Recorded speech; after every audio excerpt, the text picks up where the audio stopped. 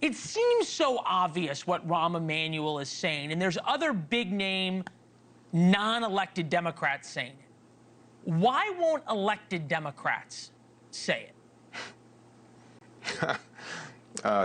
Leland, you just hit the nail on the head. It's the same reason why elected Republicans don't dare say a negative word about Donald Trump. Same reason why too many Democrats are silent in the face of reality, as even Mr. Emanuel was over the course of the last couple of years, as our party moved so far left that we lost any chance of national electoral success. And the reason is quite simple.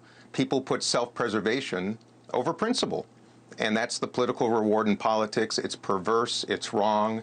And I'm disgusted, frankly, that we have allowed this system to develop that allows such people of cowardice to have such platforms of substance. And therein lies one of our greatest challenges, I think, in the country.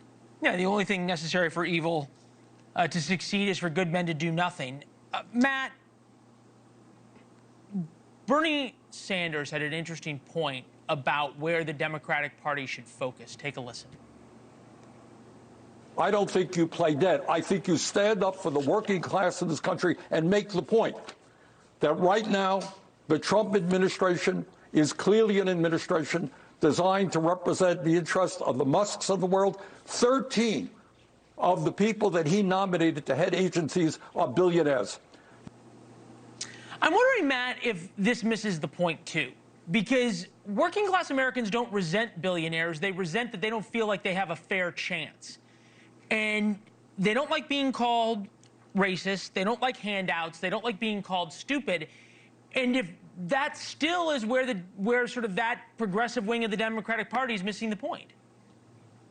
I think that's exactly right, Leland. I mean, Bernie Sanders has changed the word millionaire to billionaire. But other than that, he's been making the same critique since he entered public life in like 1972. He's just said the same thing for 50 years. And he's wrong. As you say, that is not what working people are worrying about over their dinner table or wherever they do their worrying. What they're worried about is whether or not the people leading this country, whether they're MAGA Republicans or far-left Democrats, have a clue as to what is happening to them in their lives. Now, I do think there is a grain of truth to what Bernie's saying. I mean, Elon Musk has profited to the tune of $38 billion in contracts with the government. It doesn't look good. I agree with you. No, it doesn't look good when you do that. But, Matt, I hate to bring up the past, but I think it's important here. Because when Dean Phillips was talking about running for president, because he said if Joe Biden continues on, he has cognitive problems, there's no way he's going to win. You, among many Democrats, talked about what a terrible idea that was. One tweet, you said, in the pantheon of truly terrible political ideas, Dean Phillips running for president is pretty far up there. What is it that you think Dean Phillips understood that the rest of the Democratic Party missed? Well, look, if Dean had some insight as to the actual cognitive state of the president at that moment, then he was right and I was wrong. Obviously, in the end, that's where we were. But it seemed to us, and it seemed to a whole bunch of Democrats, not just me. And by the way, I didn't have anything to gain by...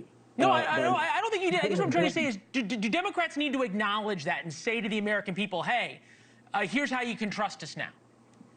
Yeah, look, I think we got a lot of things wrong. One of them was Biden's state, but there were a whole bunch of other things.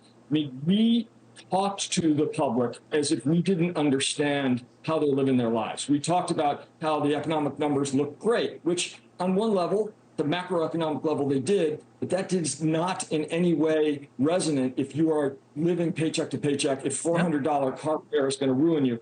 And and a whole bunch of other ways as well, the way you talk about crime and immigration, what you just showed from Michelle Wu and others running blue cities, we just look like we're completely out to lunch. And if we don't turn that around, we are not going to be entrusted with power again. Dean, are you seeing any evidence of a turnaround from your perch now outside of Washington?